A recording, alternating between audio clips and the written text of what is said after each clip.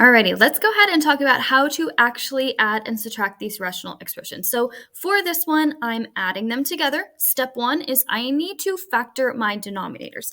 So this guy, let's see, he will factor 2x plus 4 times x minus 1. And then this guy is already factored into x plus 4. So there is your first step. The second step is we want to make sure that we do not forget our restrictions. So I'm going to go ahead and do that now. So from this left one, x cannot equal -4 and +1. And for the right one, it also includes -4. So there are my restrictions. So always do those first. That way you don't forget to do them in the end. Okay, step 3 is now I'm going to find my least common denominator.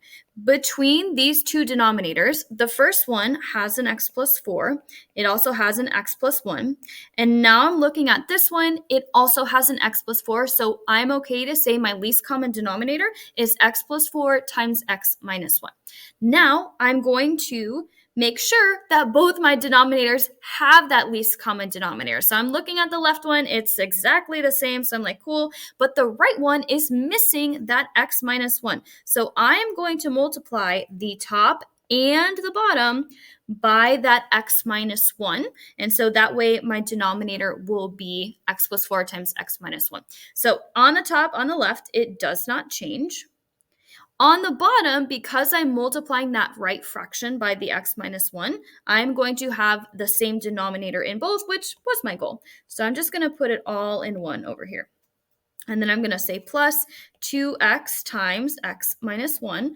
Now all we're doing is cleaning up that numerator. So I still have x minus 3 plus distribute. So that's 2x squared minus 2x, again, all over the denominator of x plus 4 times x minus 1. My goal here, y'all, is maybe I'm going to be able to cancel something in the numerator and denominator. So I actually don't want to expand this right now because I'm hoping that maybe I'll have a factor. So just leave that in factored form.